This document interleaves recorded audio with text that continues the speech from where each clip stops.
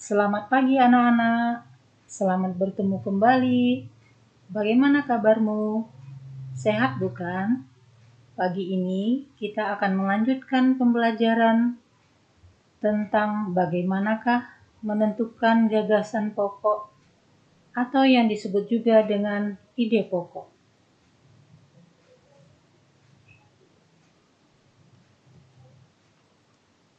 Ide pokok adalah ide atau gagasan yang menjadi dasar suatu pokok pengembangan sebuah paragraf.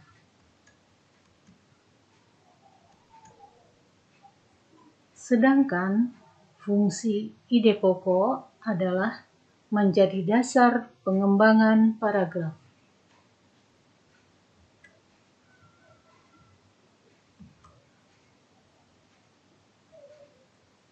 Cara menentukan ide pokok. Yang pertama, membaca kalimat dalam paragraf satu demi satu, agar mudah memahami isi bacaan tersebut. Kedua, menemukan kalimat inti atau kalimat utama. Karena dalam suatu paragraf terdiri dari kalimat utama dan beberapa kalimat penjelas atau kalimat pengembang. Ketiga, pada kalimat utamalah ditemukan ide pokok dari paragraf tersebut.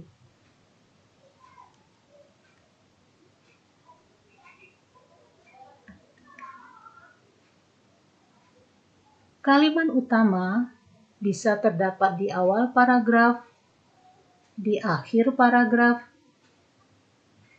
bisa juga di awal dan di akhir paragraf.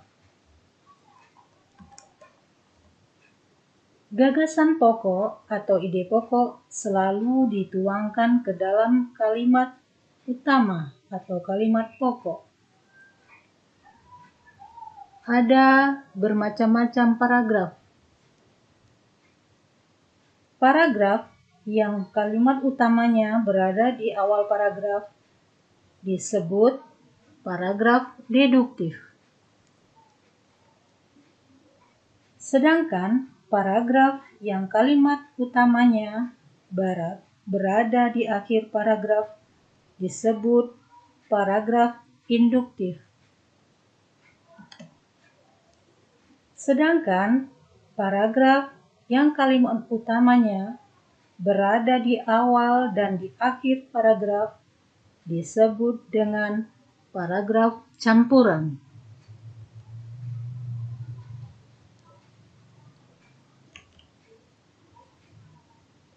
Berikut ini akan ditampilkan beberapa contoh paragraf.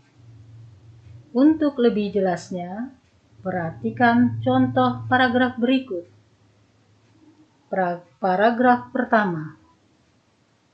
Harimau Sumatera kini semakin langka. Banyak orang memburunya. Mereka mengincar kulit harimau untuk dijual kepada pengrajin.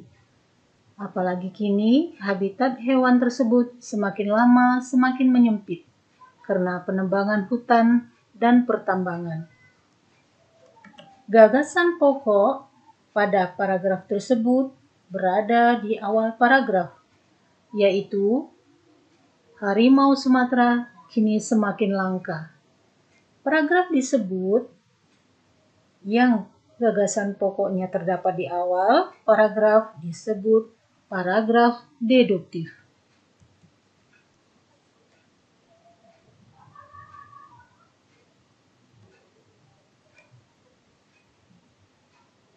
Paragraf kedua.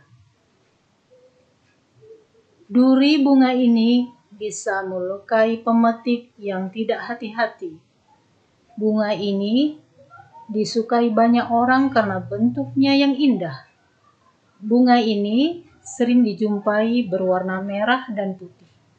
Bunga ini sering dijadikan hadiah sebagai bentuk ucapan terima kasih atau perhatian. Bunga ini mudah ditanam di pot, ataupun langsung di tanah atau di taman. Hampir semua orang mengenal bunga ini, yaitu bunga mawar. Gagasan pokok pada paragraf tadi berada di akhir paragraf, yaitu hampir semua orang mengenal bunga ini, yaitu bunga mawar.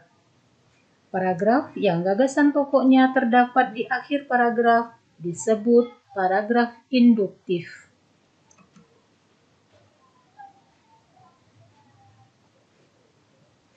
Paragraf ketiga, pendidikan yang paling utama bagi anak adalah pendidikan karakter. Dengan pendidikan karakter yang baik, si anak akan mempunyai pondasi karakter dan mental yang kuat. Orang tua dan guru pun bisa bekerja sama untuk membentuk karakter anak. Jika berhasil, orang tua dan guru akan lebih mudah dalam mentransfer ilmu maupun nasihatnya kepada anak. Jadi, pendidikan karakter harus diutamakan dalam pendidikan. Gagasan pokok pada paragraf tersebut berada pada awal paragraf dan akhir paragraf, yaitu pendidikan yang paling utama bagi anak adalah pendidikan karakter. Jadi, pendidikan karakter harus diutamakan dalam pendidikan. Maka, paragraf yang seperti itu, gagasannya berada di awal dan di akhir paragraf disebut paragraf campuran. Demikianlah pembelajaran hari ini tentang menentukan gagasan pokok atau ide pokok. Semoga bermanfaat bagi anak-anak. Sampai jumpa. Terima kasih.